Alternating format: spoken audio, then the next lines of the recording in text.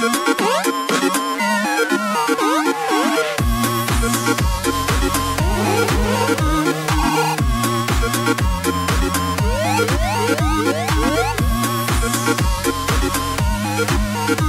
Apps here from Dimp Digital. Welcome to Idle Game Chat.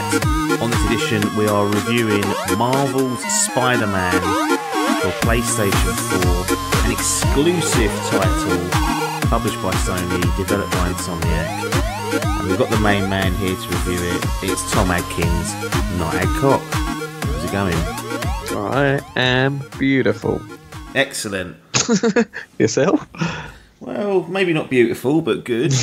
Not that cocky to say that, but you know, we get by. Yeah. Marvel Spider-Man, very hyped up, and you were hyped for it. I was a bit underwhelmed. Not underwhelmed. I mean, I wasn't that pumped for it for some reason. I don't know what it was.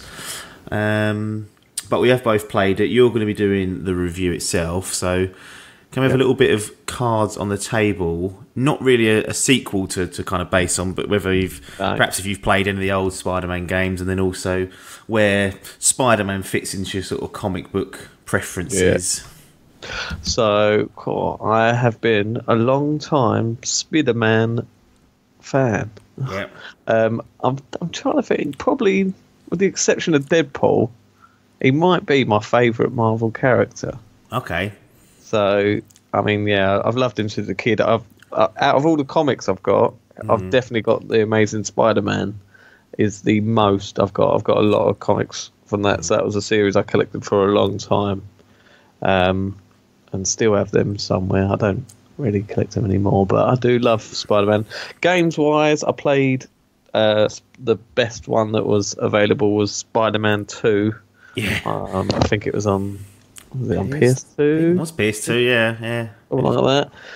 Enjoyed that. Sort of fell off the bandwagon a little bit after that and didn't play any much and the new ones. I did dabble in the Amazing Spider-Man 2 on PC. Which, PC, Jobby? Yeah, it was a PC. Is when I first got back into the Master Race. Yeah. That was one I bought. Yeah, it was it's quite a good looking game, but... that's pretty much all it had to offer, to be honest. It was very clunky. Yeah. I think what we liked about Spider-Man 2 was that it was in a big open world, wasn't it? Yeah. At the time, which we didn't see a lot of back then. And then even like nowadays, we hadn't really had since. I must admit, I haven't been keeping track on the Spider-Man games, despite him probably being my favourite, definitely out of the Marvel lot. And probably overall, I mean, Batman runs him close, but yeah, the films have helped out with that, in all honesty. If you look at some of the Spider-Man films, they've not always been the best. But yeah, we've got Marvel's Spider-Man, PS4 exclusive, no problem for yourself playing on the PS4 Pro. Is there any part of you that feels like it would have been nicer if also it was available to Xbox users as well? Because getting a lot of hype going in, and also the reviews have been relatively positive from the media critics. Yeah, I suppose it would have been nice for it to be a all-round unexclusive game, but PlayStation just dropped these bombs, and it's just another bomb, real bomber. But so Xbox really are missing out on these exclusives. But looking at the stats and that, I don't think it needed it. No. It's now been confirmed as PlayStation 4's quickest earner or something. I can't even say it. It's fucking sold well, is what it's sold well. Yeah, it's the highest selling in the first week. It apparently outdone the film or something. Bloody hell. Yeah, Homecoming film. Marvel's it outsold their box office revenue for the first week. Fuming. I was like, Jesus, now that is making a statement. Yeah. Yeah, so it pipped God of War, which I didn't think was going to be doable. No, well, the thing about Spider-Man versus God of War is, you look at what the appeals are. God of War appealing to, core gamers and whatnot, and maybe a few casuals. Spider-Man's got, I think, much wider appeal. Just the namesake. Them kiddies. Them kiddies are playing it. Although this has got a teen rating from what I remember. I think it's a 16, so they shouldn't be playing it. A little bit of bad language. Mate gets her fucking jobs out in Act 3. That's the secret cutscene if you platinum the game like Adkins did. Lovely jubblies all bouncing all over the place. Let's move on to the story, because it's actually... it's a little bit of a different approach. Usually when we get a new game, like a new developer doing a take on a game, the story starts, and it's normally an origin story of sorts. Yeah. But with Spider-Man, Peter Parker has been Spider-Man, what, for 8 years? I think he's 20 years. Is he 23 in this? And he started when he was 15. According to my maths, so he was a young pup. I don't know how that marries up with the comics or not, but I'm not sure. Yeah, I wouldn't know the exact figures, but it sounds about right. He's at school still, so he's got to be at that age, isn't he? Yeah, I think the thing that should annoy me about some of the Spider-Man films, Tobey Maguire in particular, he just seemed a bit old for it. Yeah, yeah, that is true. But you know, in this one, we've got a 23-year-old Peter Parker as Spider-Man, and it seems quite clear that they're actually looking to have their own take on the Spider-Man universe. Obviously, they're using a lot of the pillars that are there. But how did you find Insomniac's take on this Spider-Man, and whether is this a universe that you'd want to spend more time in potentially? Oh, wholeheartedly, yeah. I thought they sort of grabbed it by the bollocks and ran with it, to be fair. It's good that they're very much like Homecoming.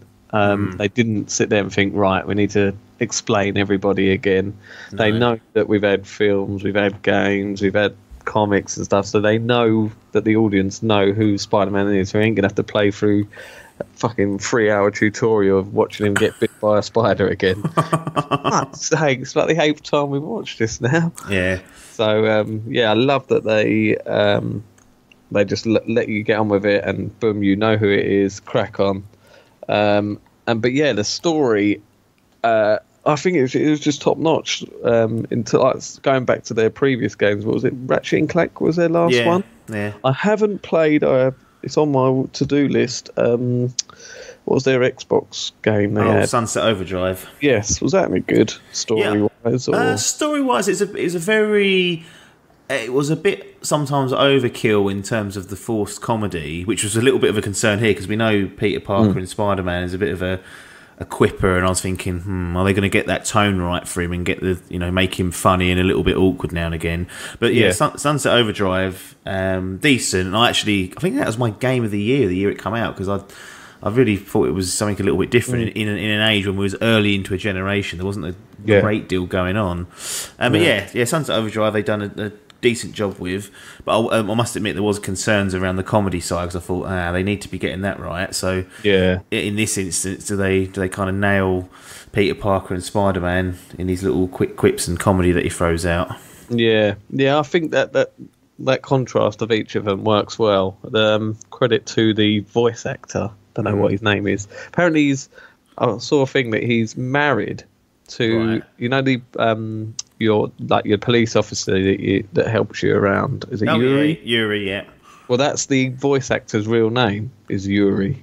and he's married to the other voice actor that does the cop. Fucking incest. It must have been the weirdest thing ever. Yeah. But I thought the contrast between playing Spider-Man and the nerdy boy Peter Parker was very good.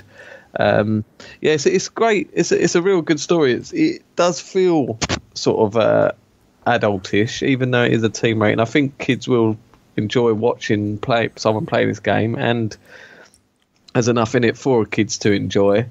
But when it comes down to the story, it does have sort of relatable things to it. The relationship between Peter and Mary Jane. It's like it's sort of real world problems that you can see them struggling with and stuff. Yeah, because they're kind of young adults by this point, the dynamics kind of changed. Obviously, if this was when they were 15, 16, you could quite easily say, well, you've got your whole life ahead of you, stop fucking about and and whatnot.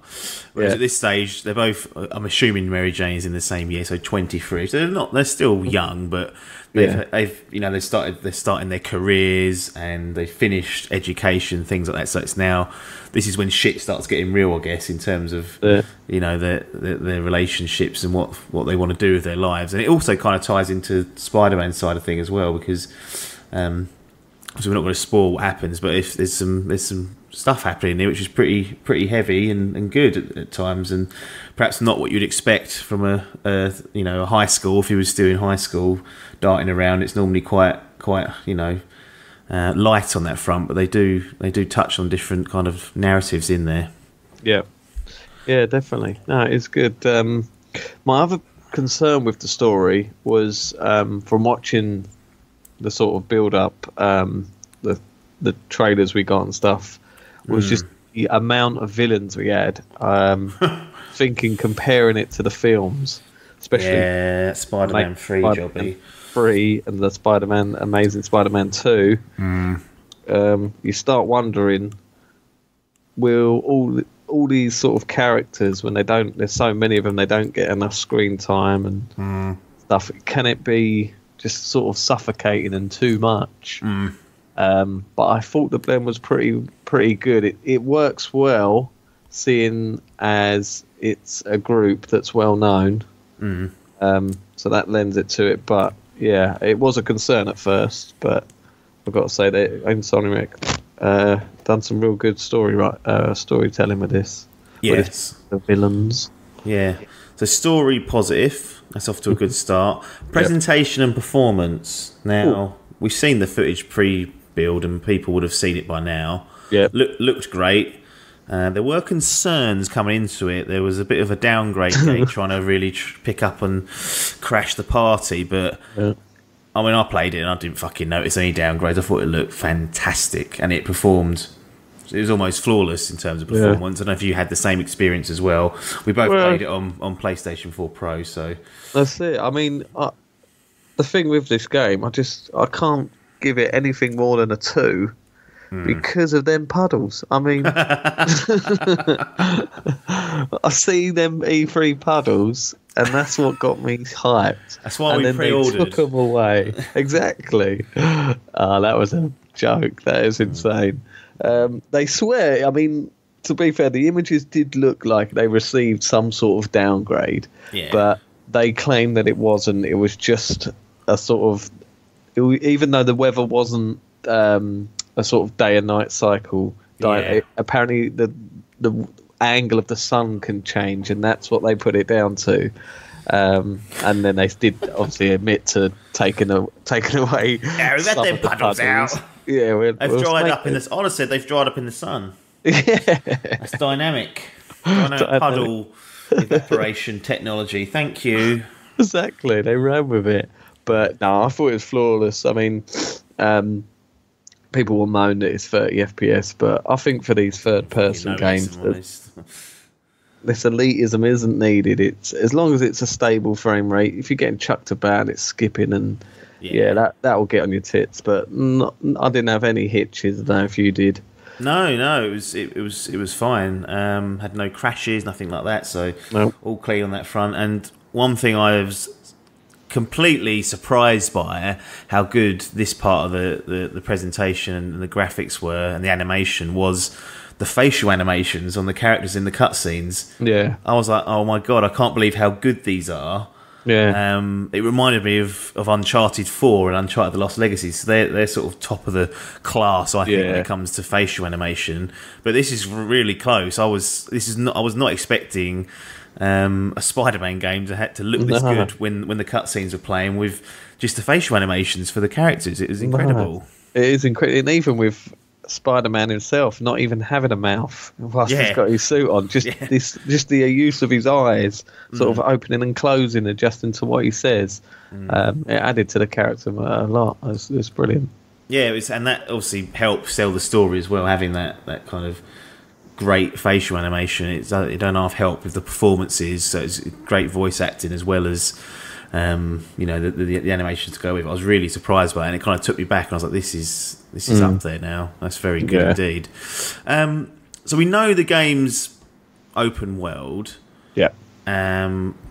What do you do? How do you progress? What's the design?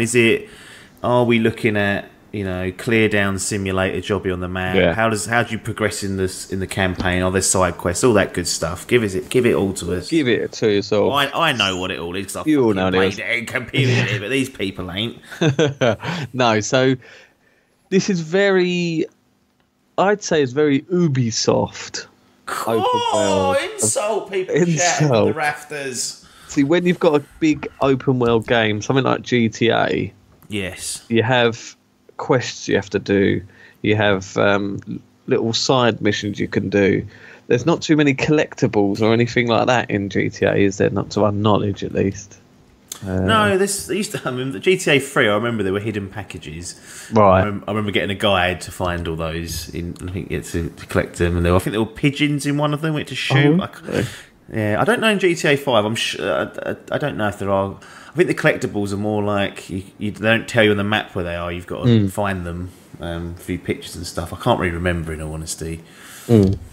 So like I say, I'd say the open world in this is very Ubisoft. It feels like an Assassin's Creed type of Far Cry setup where the whole map is obviously set in New York, and it's broken into about 10 or 12 districts. Yes. And then each district has a percentage of 100%. That will be broken into objectives you have to do. So there'll be a couple of side quests in each distinct, a couple of collectibles you got to do. Then as the game progresses, you'll get new side missions, which will be activities you have to do, things like that. And then so you clear down each of these districts to get to the total goal is to get your 100% completion.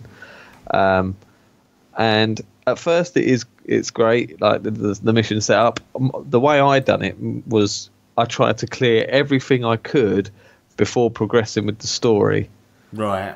And it does work well to an extent, but it's the amount of these little activities and little side missions that at first seem impressive, and you think, this is a sort of quite a meaty game. Yes. But obviously once you start eating that meat, you become bloated. So it was a positive idea, but it just some of them became a little bit repetitive for me, and it became a bit of a bloater. It wasn't too much, looking at something like comparing it to Assassin's Creed, you're talking about 60 hours of bloatiness. Yeah. Whereas this is between 30 and 40. So, you're not having a buffet here.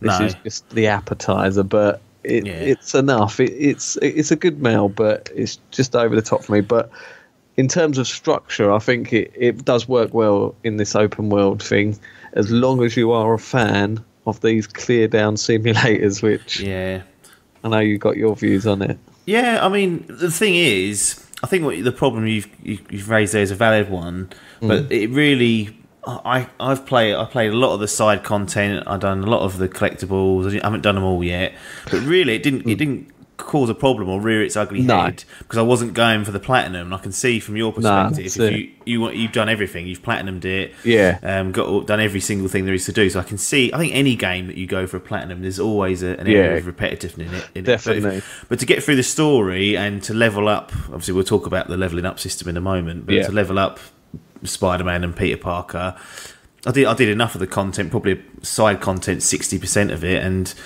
still had a blast playing through it. And there's random crimes that take place that you feel bad at missing. So I tried to do most of those, but I weren't really fussed about collecting those pigeons and stuff. Do you know what I mean? Exactly. I don't think as well going for the platinum. I don't think it's added anything more that you've missed. I think the amount that you played, you got a taste of everything. I've not played anything extra. I've just played more of the same. Yeah. I thought what they'd done well with some of the extra bits you can do is it kind of tied itself to you progressing the story. So it wasn't like it just goes boom. Here's all the activities you can do. The map's full up, and you're like, "Fuck me, what am I doing here?" So as you progress through the story, it sort of unlocks new side content that was different from the previous piece. So you kind of go off, have a little taste of that. If you like it, you do more. If you get a bit bored, you go back to the story or whatever. So I think they've done really well of scaling that part of it out and making sure that you're not just getting everything in one go and going, right, you've got a lovely great big load of meat here, but you've got to eat it in 2 minutes. Exactly. They sort of bring out the courses, I should say, slower and a little bit more structured, which was good. I'll tell you what was good with that buffet, when they bring out their main dishes. When you've got their main dishes, what they also done was they gave you these little breakaway dishes that were different, and in that terms, I mean, you're not playing as Peter or Spider.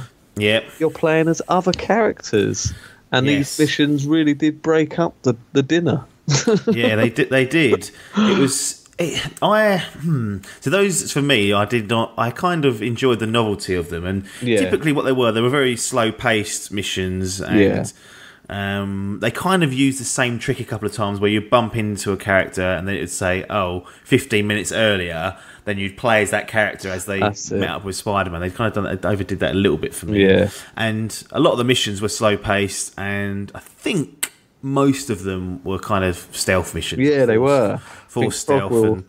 Krog right off that wheel, wasn't it? And I think there's probably, in my opinion, I felt that was just a couple too many. It really was a deterrent because of how fast paced you are as Spider-Man. You know, when you're building momentum, flying about the city, you're going through these missions, clearing them down, and then you hit these missions where it slows it down, and like you say, it's stealth and you're taking your time. It's a sort of nice welcome break at first, but definitely you're sort of like, all right, mate, come on, I want to get going now. Because the control scheme, we will come to that as well, is so good. And I feel like I think, I can't remember who it was now, someone mentioned it when they were talking about their opinion of it. It might have been Colin Moriarty, and he said, or whoever it was said, it reminds me a little bit like Sonic. Like Spider-Man's at its best when you're free-flowing, going fast. As soon as you slow things down, or you sort of have to wander around or do stealth, or you can't use his powers, it feels a little bit clunky at that point. Full stealth. For the likes of Logan, that will do his nutting. So I can see why people won't enjoy that. And it is, there's fail states at that point. If you get spotted, you have to go out to a checkpoint. So I think that kind of at some points took a bit of focus away and knocked the momentum out of it a little bit. A decent idea, maybe just a couple too many for me.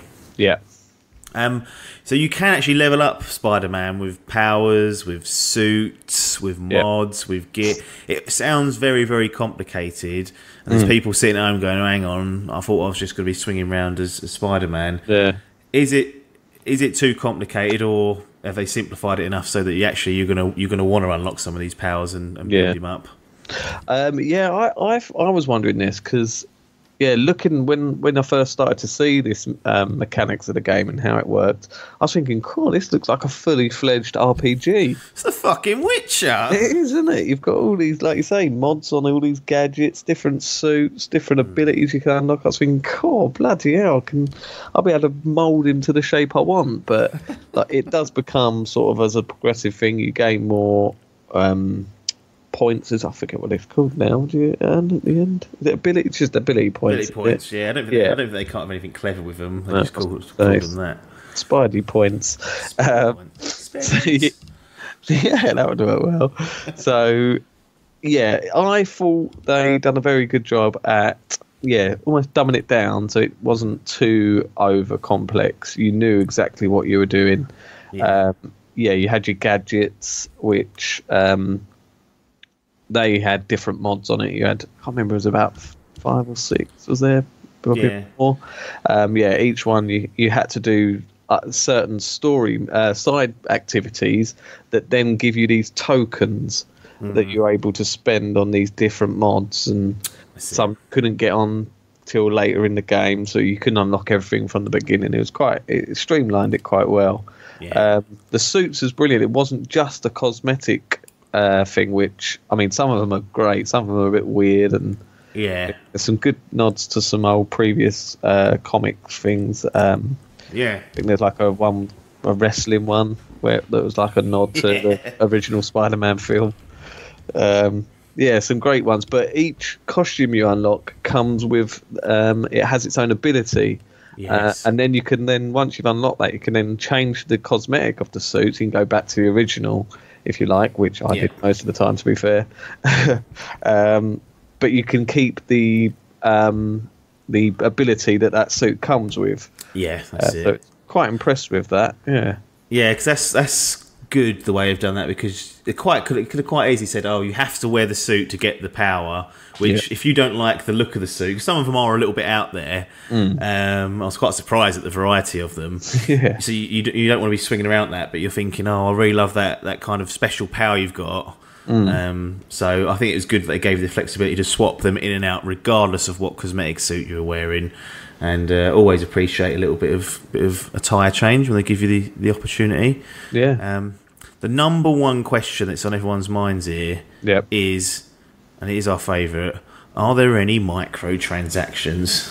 Oh, the game is absolutely riddled with nothing. No, there's not one. So I thought there could have been. They could have easily filled this up with cosmetic stuff, like you say, the extra costumes, stick loot boxes on them. Oh, wonder what you get. Oh, get mods in this little loot box. That'd be good. They had everything. That's it. The way like the upgrade system and that all set up, they could have absolutely filled this bad boy full of loot in-game things, but no. I'm glad to report there was not an absolute single bit of this. Yeah, that's good to hear. They have got a season pass. So there is some DLC coming. Yeah, there was a bit of backlash before that. They announced before the release date, they released trailers that they had this heist mission that they're asking £16 for, which does come with 3 extra ones. But I see people on Twitter going, you should be included in the game. And then their response, to be fair to them, was, well, we're charging you this because if we didn't charge you, then this portion of the game would never have been made. So you've got to pay for it. Otherwise... What if no one bought it though? They'd be like, "Fuck, we've already made it." They're banking on people. But all I ask at that point, I mean, I've got no problem with DLC, especially for a nice highly, you know, I'd love God of War DLC for goodness sake. Come on, Corey, do it. The only thing I would say is just leave it to after its release. Just pretend to us that it was. You know, it wasn't there, and it, you know, it wasn't made previously. Just you know, just entertain us and you know, humour us and say, oh no, we didn't really have this, you know, quite far along and ready before the game released. No, that's right. I think 2 days later, I don't care, but that's the thing. Before release, you're a bit like, oh yeah, fox. Just checking. Hold on. I think this might be my most expensive game I've ever bought. Wow. I think FIFA 18 was the last one. Yeah, FIFA 18. It is correct. Hold on. No, how much was Zelda? Zelda was quite expensive. Zelda was £44.85. So we have a new winner with Spider-Man weighing in at a total of £48.85. UK pan dropping like flies, and there's that being spent on. You're paying £48.85, and they're going, yeah, but if you pay another $15.99, you can get the deluxe, the real edition. So that's where you think, come on, mate, give it to me after, like you say, a couple of days, that'd be fine. Yeah, just trick us. We don't mind that at all. Well, there you go, new record holder as well.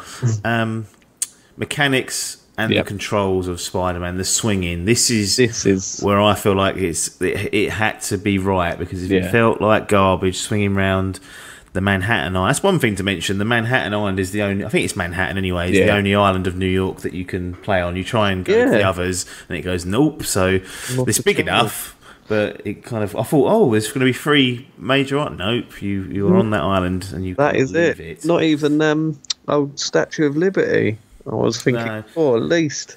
It is there, but you can't get Yeah, it's there. To my knowledge, you can't get to it. No. I don't know, maybe some fuckers found a way over there. Never know, but no, you can't. It's literally just Manhattan. But Yeah.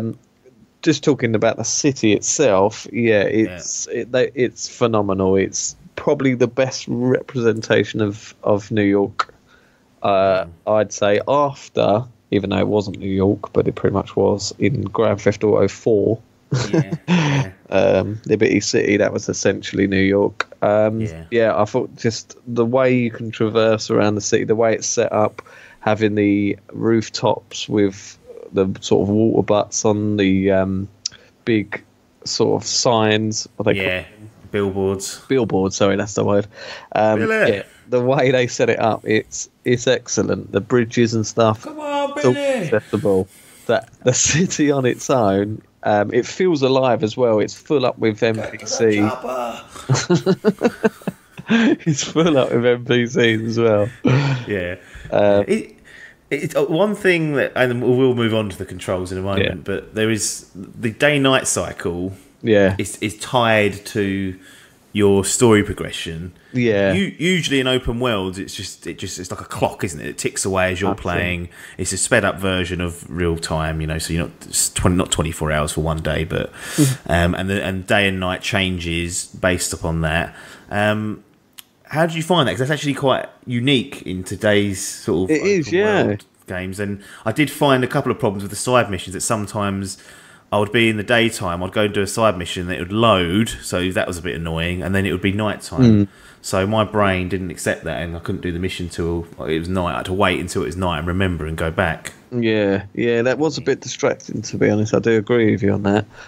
Because of just how good I think, once you've finished the game as well, it allows you to change the time of day. And some of them, there's like a dusk one where it's just like a low set sun. And that's where I think the game looks its best. The reflections you get, them god rays, the reflections in the puddles. I think that's when the game looks the best. So you're flying about in that sort of time of day, and you're thinking, this is incredible looking. And then, like you say, you go, I'll just do this quick side mission, and you have to stop, wait. Then you see a picture of New York change to night, and it's like a loading screen. You're like, what the fuck is this? Yeah. So I'll put a screensaver on here.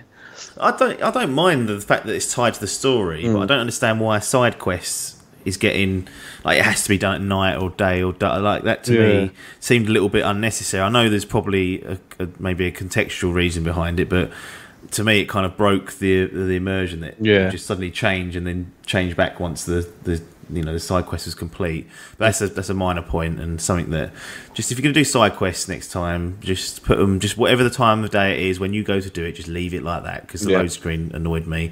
But we're finally going to get on to controls, because it's probably the big one. If this web swinging don't work, and if Spider-Man doesn't feel nimble, and then if the combat's a pile of fucking shit, all this good stuff we've been talking about will get flushed away, and we'll be happy to flush it away. So how have they done with the swinging, first of all, the web swing, which I think is the big one, and then secondly, we'll move on to the combat. Yeah, absolute fucking blower it is, the whole lot. A load, absolute blown it out the park. It's incredible, that was the main concern. That is the meat and gravy of a Spider-Man game. You've got to feel like Spider-Man. The swinging's got to be, I don't want to be swinging from the clouds. No. It felt so fluid, and after playing something like Assassin's Creed, where you're sort of running up a wall and you get stopped by a fucking chimney or something, and then that was the hardest part, when you get sort of put off in your stride. With this, he had like a momentum. He didn't stop. He just kept going. It was perfect. Yeah, it's great, and the thing is, you can go into photo mode, which I know you love. Oh mate, I've spent so many hours in that. you can go into photo mode and check that the webs are actually attaching to a physical object, and they are. Every swing is attaching to something that's there. It's not just going up and touching the sky. It is attaching to something, like a building usually, or if you're going through Central Park, it'll be a tree, and you can check that in the photo mode. So that's really impressive. It was good, yeah. Was it R2, wasn't it? It was the button that they used for swinging.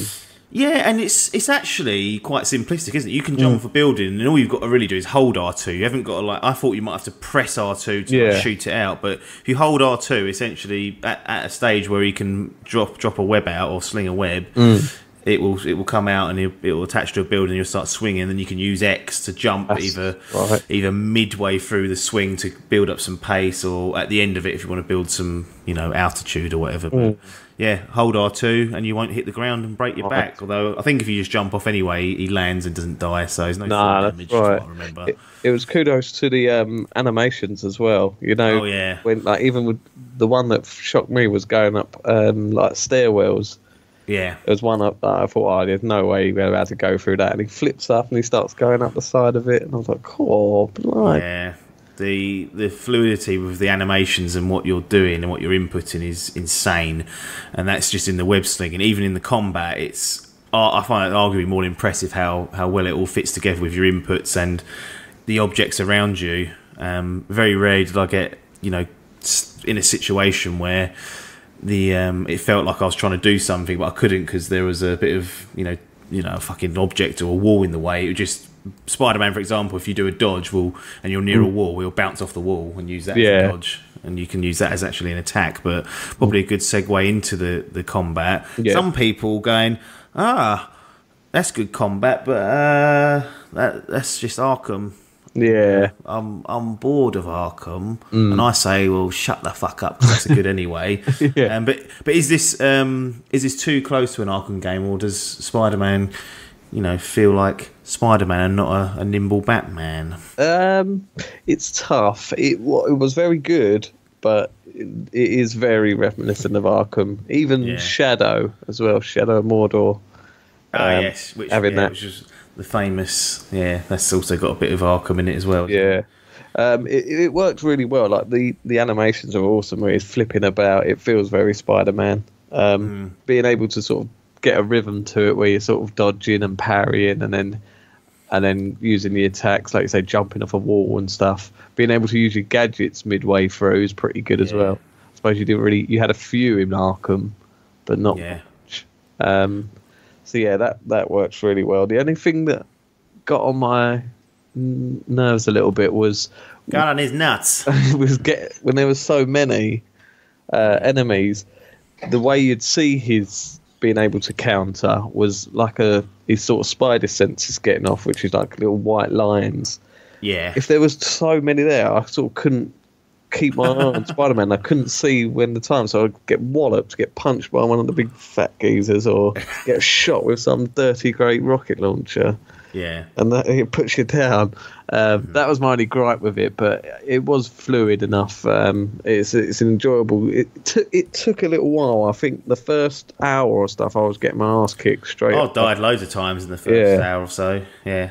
And I was getting snot kicked out of me. It is. It's once you get that rhythm and you start realising how it is and how quick you have to react to stuff and what buttons and stuff you do, you can start kicking ass, can't you? Like, it works where you can launch him up into the air, you start building these combos and stuff, and it was quite addictive trying to think, right, I'm going to get a 50 combo.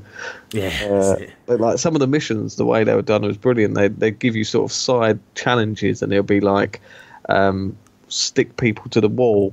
So like use your gadget stick to or build up a 50 hit combo and stuff. So the incentive to use the fighting techniques. It works really well.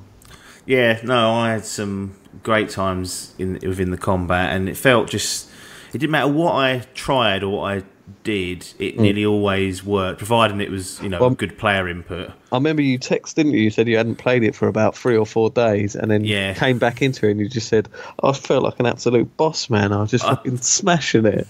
Yeah, I couldn't believe it. I think I racked up like 150 combo or something. And I was just in this like zone where everything just worked. I was like swing kicking people, then like as they were flying, sticking them to a wall before I hit the floor, then web zip line over to someone, knocking them off, kicking someone out. It just all come together, and then I tried about an hour later and really got my ass kicked. But you do just get in those moments and those zones, and it was. I just sort of glazed over, and I was just doing it. I was like, wow, this is everything I'm trying is working as it should, and it's not. I'm not getting snarled up or breaking the flow because the controls don't match with what's going on around me, and because there's something stupid, like I said, a wall in the way. Like at the time it broke down was because I was poor or didn't, dodge an attack on time. So yeah, I really had a good time with it. I think the word was addictive. That's a good word to use to describe it.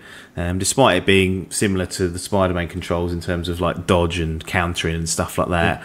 Spider-Man's obviously a lot more fluid and nimble, so it's a much faster pace. Yeah, and the skills you unlock and the gadgets are good to throw in as well for a bit of variety.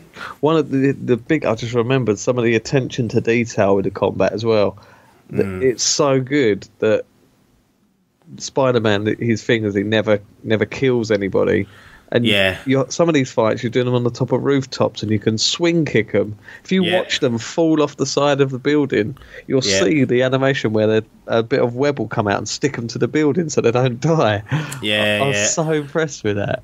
I was, because I thought I was swing kicking people off and not checking. I was like, fuck me, they're dying. I was like, wow, they obviously don't care about that. But then I actually watched one, and this little bit of web comes out and sticks him to the wall. And I was like, they're not dying. I think I kicked someone in the water once. I don't know if he died. I'm assuming he can swim, but then if I'd KO'd him, he's unfortunately going to be found at the bottom of the river to drag his body out. JJ Jameson absolutely fuming that Spider-Man's turned to murder. I mean, the controls themselves, it definitely borrows from Arkham, but it doesn't mean it's not good or it's not fun. No, not at all. Got a little bit of any other business here. I'm not sure if you have anything that we haven't quite covered. Something you just mentioned then was quite good. It's not really anything game related, but just while you're swinging about, you will get these John, what's his name? James Triple J podcasts. Which he's not at the Bugle anymore. And again, this is good because it's 8 years removed from probably when Parker probably first met him, and he's not. I like the fact that he's not doing the same job. He's now got his own podcast and spouting his bullshit. That's it. Yeah, that's how good it felt as well, because it's set in 2018, so you've got Spider-Man using his cell phone, like his smartphone. You've got podcasts coming on. It was so relatable.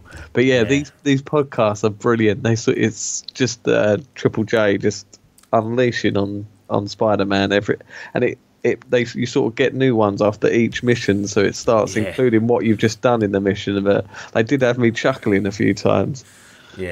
He's definitely still a hater on Spider-Man. And I like the fact that after about 3 of them, it kind of gives you an option. It says if you don't want to listen to this anymore, you can turn it off in the options. So if you don't want to hear him spouting bollocks, but I'd recommend keeping him on because, like I said, it's one of those things that I remember it first happening in GTA when you do a mission.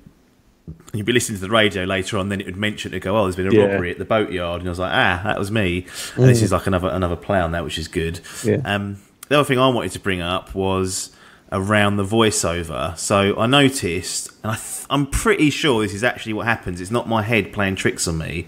But if you're perched on top of a building and then, I don't know, Aunt May starts calling you, and you're like, oh, hi Aunt May, all this bullshit. If you start swinging on his next delivery of the lines, you can hear his voice straining slightly. Really? His pitch changes, and then you can go and perch on a building, and then his delivery after that will be back to sort of a more relaxed. But I was noticing that they must have recorded the dialogue twice. One for when you're swinging through the city, so he's a bit more like and then one for when he's just sort of chilling out if you're just standing there or perched somewhere. That's incredible. I didn't even notice that. I'll have to go back and look at that. Yeah, it's absolutely worth having a look at. So attention to detail is good in this game, and little things like that I always love. We're coming into, this is a very long review, but it's a big game this year. We said one of the fastest selling PlayStation 4 games, if not. We haven't got the exact stat, but it's something up there of all time. So what's your final or your closing thoughts on it, and then I will ask for the scoring. Obviously, by or bin it dead, so you just got to give it a 1 out of 10. Give it the 1 out of 10. So, closing thoughts, like I say, there was a lot of hype and build up after watching the E3 videos. Was astounded. It looked like this sort of cluster of Uncharted versus Arkham, cacophony of games. But it was worrying at first, thinking, is this going to pull it off? But I've got to say, I thought it was an outstanding game. It was a total joy to play. It wasn't one of these overly long games, which was great, which is perfect for me. I'm not a fan of these big ones now. I don't have the time for them, unfortunately, although they always seem to be the best games that are like fucking 100 hours long. Yeah. So this is enough for you to definitely pump some hours in and get a feel for the whole game, but not be too stuck up on it, and you can move on. But no, I thought it was a really good package. I wouldn't say it's the best game of the year so far. It has been pipped for me, but a very good contender. And I think even if you're not a superhero fan, as long as people go, but I haven't seen any of the Marvel films, I still think you'll have a good time playing this game. And you don't need any of that knowledge. You just need the basic knowledge to know that he got bit by a fucking spider 8 years ago. That's why he's got powers. It's not linked to the MCU, is it really? There's such small references to the Avengers and other pieces scattered amongst the game, but it's not like this is an extension of the Homecoming franchise from the MCU. Right. If you've not played it, if you've not played old Spider-Man, if you've not watched any of the MCU with Spider-Man in it, doesn't matter. Insomniac's take. And they even go as far as obviously creating that new Spidey suit with the white on it, which caused a bit of stir. But I actually quite like that. I like that, and even some of the choices that they make within the game, they really have put their own stamp on it. It's a refreshing take on Spider-Man, which has been done. It's starting to be done a few times now. Where you're like, right, we've had 2 different films now. We've got these animated films coming out and stuff, so it could get saturated. Do we need another game? We absolutely did, because it's very good and worth a go. Even if you're a casual, get in it. Oh yeah, get it. I think in it's good. Yeah, it's definitely. I'd put the recommendation on it. But the all-important thing, everyone's waiting for this. They've heard a lot of good, but they've also heard a sort of niggle and pick at things that we weren't overly happy with, or maybe that dragged it down a bit. But what is going to be Marvel Spider-Man's official Dimp Digital score? So I've been mulling this in my head because it's a hard one. It's a worry. The worry is hard. I don't know. It feels that if I'm going to be too harsh on it, if I did. But if I look at the overall package, I think it deserves the official score that I'm going to give it, which is a 9. Dun, dun, dun. For reference, that's what I'd had in my head, score-wise. I think if we did 0.5s, I'd give it an 8.5. But has it earned its 9? But I think giving it an 8, it detracts too much. I think there are niggles in there, some repetitiveness that was just a bit too much if you're going for that 100% completion. But I think taking a full mark away from it is too harsh for an outstanding product that has been a pleasure to play, and I hope we get to see more. Well, we will be seeing more.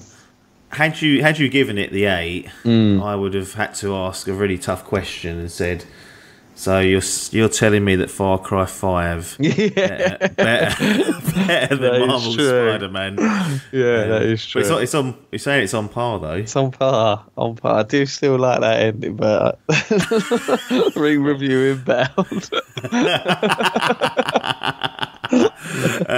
On the Sony side of things, Marvel Spider-Man even managed to break a record for pre-orders, with 1 million people opting to buy early. And if that wasn't enough, the game is now Sony's fastest selling first party release of all time.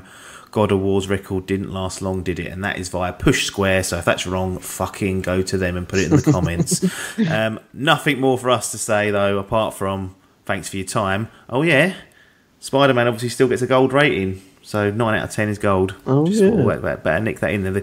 The medals are still there. Medals are still in. It's just the binnet that we've been. It's just the binnet, and it's for a review that you'll probably be hearing in the next week or so when it drops, it's a good representation of why we now have the binned. And it's in the fucking bin because there's stuff below a 7 essentially that doesn't deserve just to be called binned. So it's been solved. But Marvel Spider-Man Gold, 9 out of 10. Go and get it. Doesn't matter if you haven't played or seen any Spider-Man stuff or even read the fucking comics. Go and do it. It's a great game. You'll have a lot of fun with it. As I was going to say though, thanks for your time and ta-da.